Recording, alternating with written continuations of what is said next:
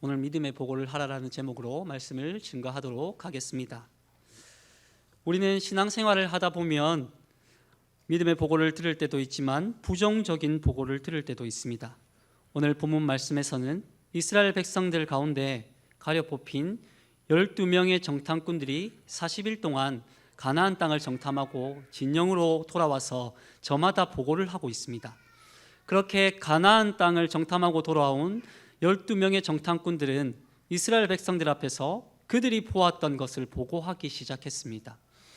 12 정탐꾼들의 공통적인 보고 내용은 가나안 땅은 과연 젖과 꿀이 흐르는 땅이 확실하다는 것을 보고했으며, 그 증거로 이스라엘 백성들에게 가나안 땅에서 가져온 커다란 포도송이를 제시했습니다.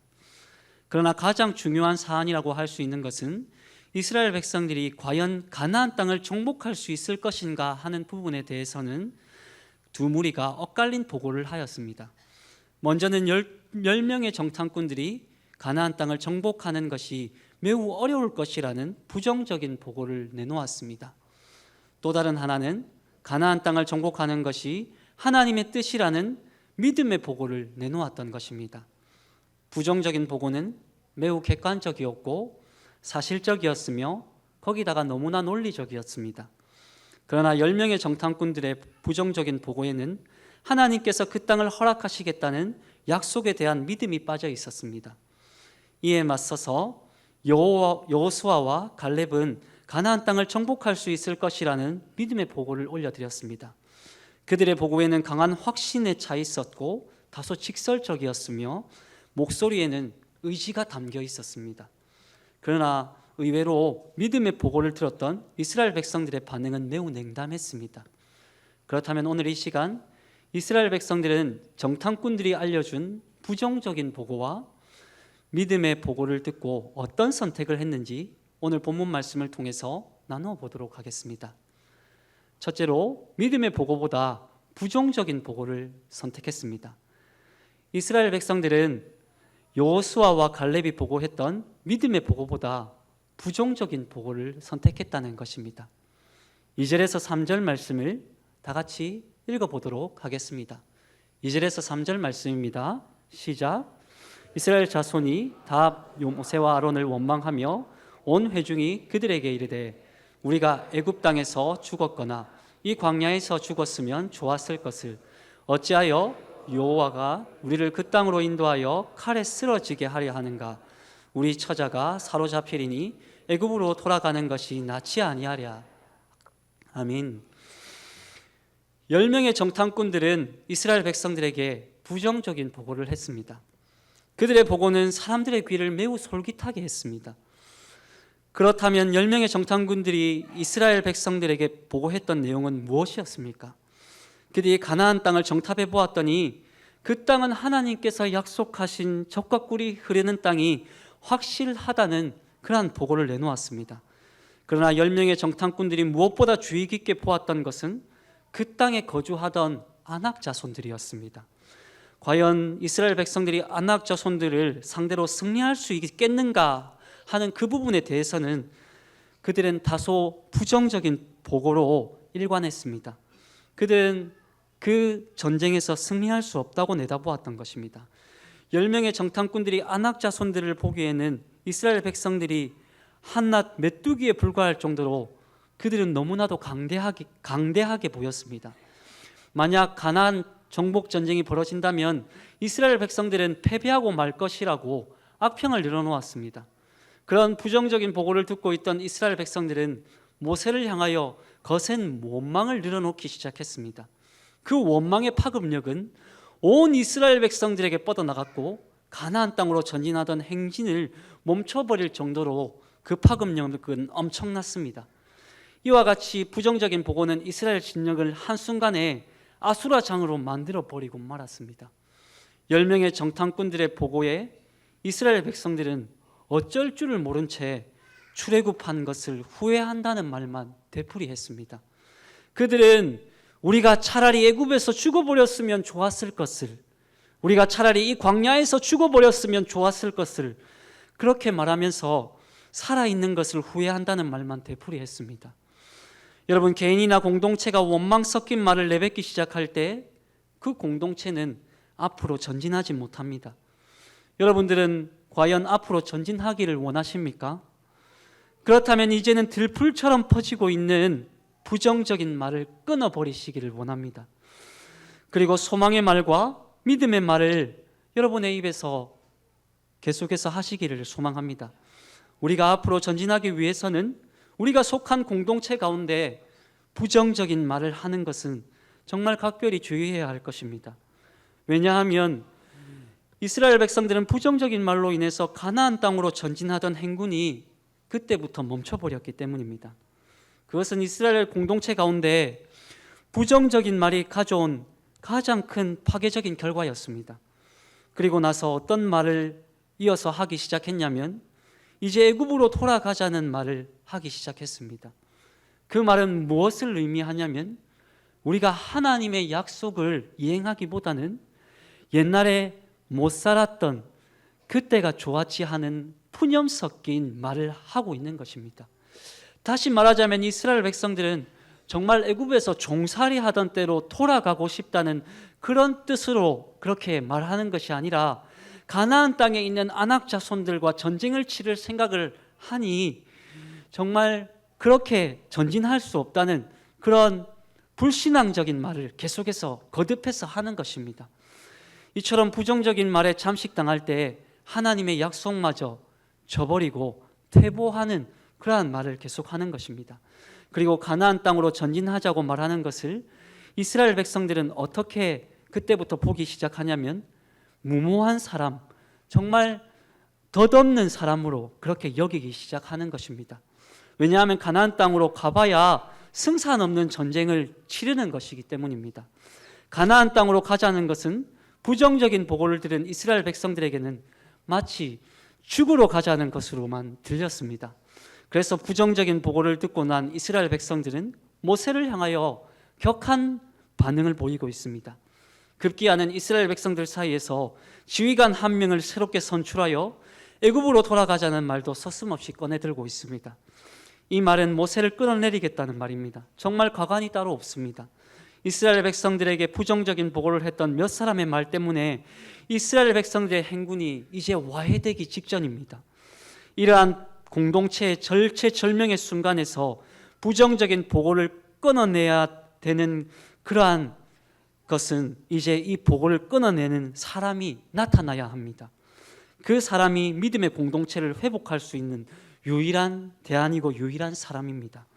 죽어가는 공동체를 살릴 수 있는 유일한 사람이 이때 나타나는데 그 사람이 누구입니까? 그들이 바로 여호수아와 갈렙이었습니다. 여러분들도 부정적인 보고로 침체되어 가는 공동체를 보고 있다면 여호수아와 갈렙같이 죽어가는 공동체를 살릴 수 있는 믿음의 말을 하시기를 바랍니다. 혹 공동체 가운데 부정적인 말로 계속해서 힘들어하는 상황 가운데 있다면 여러분들은 믿음의 말을 하시는 그러한 성도님들 다 되시기를 소망합니다. 그렇다면 여호수아와 갈렙은 이스라엘 백성들에게 어떤 태도를 취했습니까? 둘째로 침묵보다 믿음의 보고를 선택했습니다.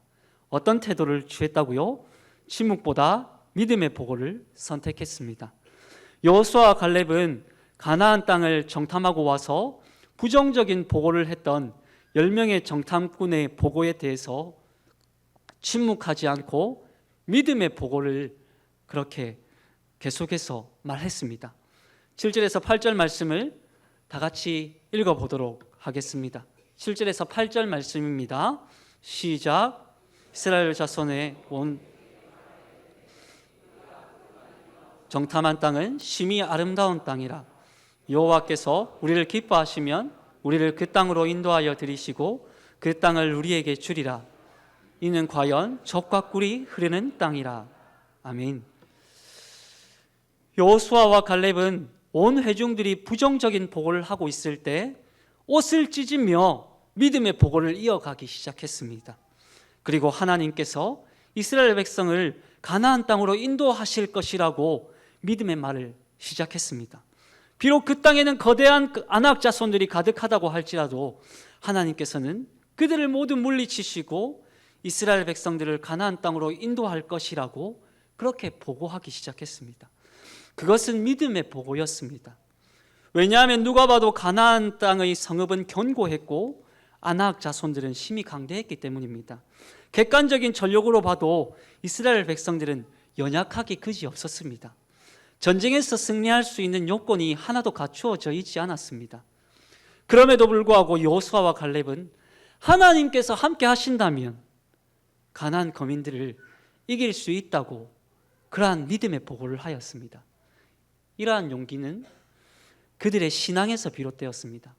지금은 모두가 안 된다고 할 때 이 둘만 하나님께서 역사하시면 가나안 땅으로 들어갈 수 있다고 그렇게 외쳤습니다. 그러한 믿음의 보고는 거룩한 용기가 요구되는 행동이 필요했습니다. 만약 여러분이 속한 직장이나 우리가 속한 교회에서 종종 믿음의 말을 해야 할 순간이 있습니다. 그때 여러분이 속한 공동체에서 믿음의 말을 할 수 있는 사람은 어떤 사람이냐면 단순히 교회를 오래 다닌 사람이라고 해서 믿음의 말을 할 수 있는 것은 아닙니다. 단순히 교회의 사정을 잘 아는 그러한 사람이라고 해서 믿음의 말을 할 수 있는 것도 아닙니다. 그렇다면 믿음의 말은 어떤 사람이 할 수 있는 것입니까? 그것은 여호수아와 갈렙과 같이 부정적인 보고를 듣고 가만히 침묵을 유지하는 것이 아니라 그렇지 않다고 말할 줄 아는 사람이 바로 믿음의 사람입니다. 그리고 하나님께서 함께 하시면 능치 못할 일이 없다고 외칠 수 있는 사람이 바로 믿음의 사람입니다.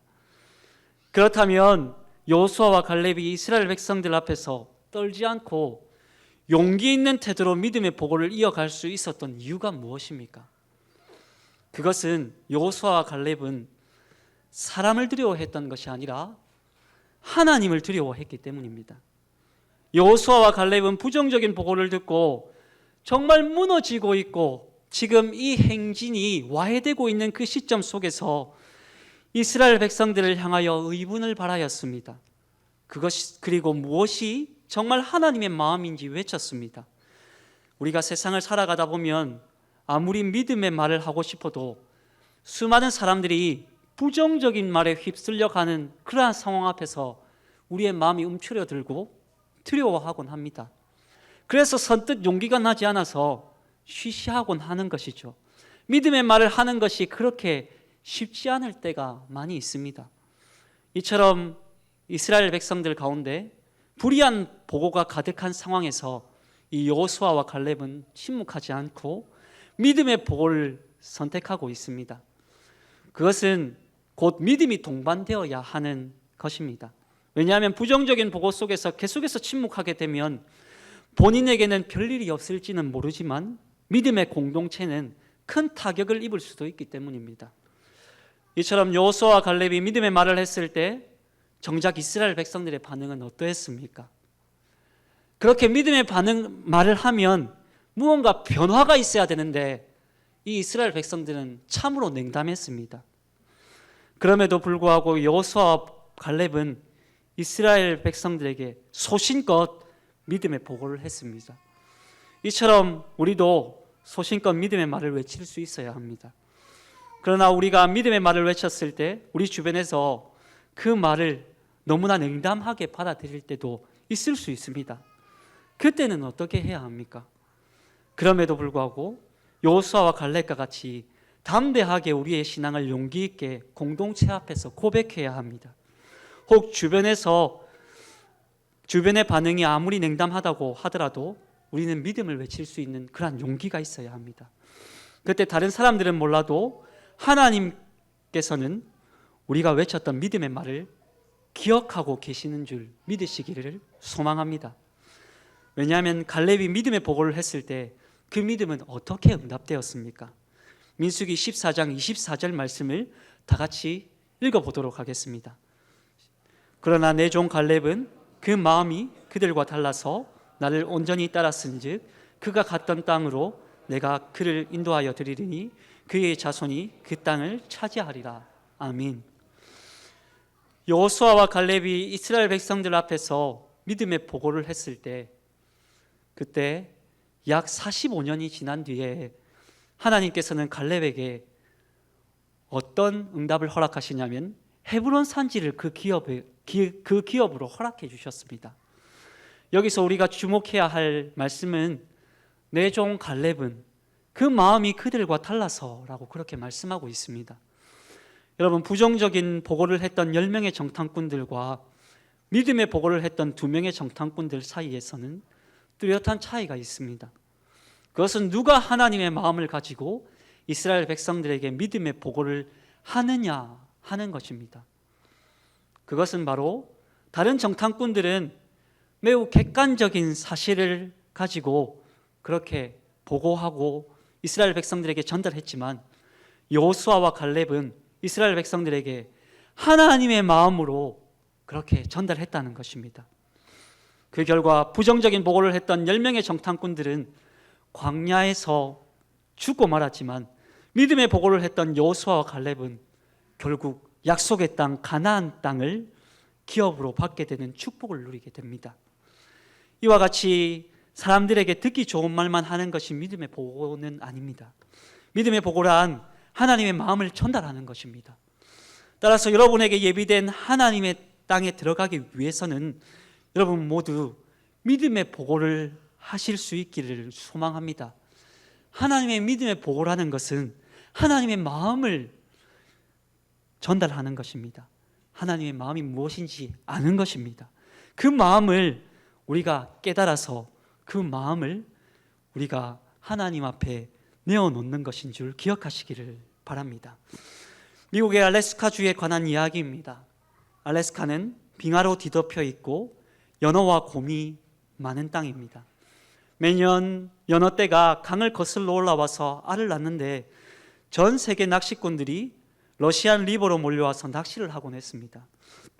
미국 땅에 러시아 이름이 붙은 것도 이상하게 보이겠지만 원래 알래스카는 러시아에 귀속된 땅이었습니다. 그런데 러시아가 프랑스와 벌인 크림 전쟁으로 인한 재정난을 만회하기 위해서 미국의 국무장관이었던 윌리엄 슈어드와 협상을 벌인 끝에 1867년 러시아 정부는 미국에 720만 달러에 이 알래스카를 팝니다. 그 당시 러시아는 이 땅이 얼음덩어리라는 생각으로 그저 불필요한 쓸모없는 땅으로 여기고 미국에 팔아버렸습니다. 그 당시 미국의 슈어드가 그 땅을 매입할 때만 해도 미국 사회 역시 그 땅은 쓸모없는 땅이야 라고 그렇게 생각했습니다. 미국 사회의 여론도 모두가 쓸모없는 땅을 샀다고 엄청난 비난을 이 슈어드 국무장관에게 그렇게 했습니다. 그러나 현재는 어떠냐면 이 알래스카 땅은 5%밖에 개발되지 않았지만 거기에는 금과 기름, 가스 등 수많은 천연 자원들이 숨어있는 금사라기 땅으로 변모했습니다. 그야말로 미국의 애물단지에서 오늘날 보물창고로 변모했다는 것입니다. 이처럼 우리가 사람을 볼 때도 부정적인 눈으로 보기 시작하면 한없이 단점만 보이고 별 볼 일 없는 사람으로 보일지는 몰라도 우리가 믿음의 눈으로 사람을 보기 시작하면 하나님의 놀라운 역사를 일으킬 사람으로 변화된다는 사실을 기억하시기를 바랍니다. 그러므로 여러분들이 함께하는 목원들에게 그 목원들을 만날 때 여러분들이 가만히 침묵하지 마시고 용기 있게 칭찬 한마디로 그 사람들을 살릴 수 있다는 것을 꼭 기억하시기를 바랍니다. 하나님께서는 조그만한 그 여러분의 말 한마디로 사람들이 반짝거릴 수 있다는 것을 오늘 이 시간 기억하시고 여러분의 말 한마디가 수많은 사람들을 살릴 수 있다는 것을 오늘 이 시간 기억하시기를 소망합니다. 그렇다면 믿음의 보고를 올렸던 사람은 누구와 동행했습니까? 셋째로 사람보다 하나님과 동행하는 것을 선택했습니다. 여호수아와 갈렙은 젖과 꿀이 흐르는 가나안 땅에서 하나님과 동행하는 것을 선택했습니다. 우리가 8절 말씀을 다 같이 읽어보도록 하겠습니다. 8절입니다.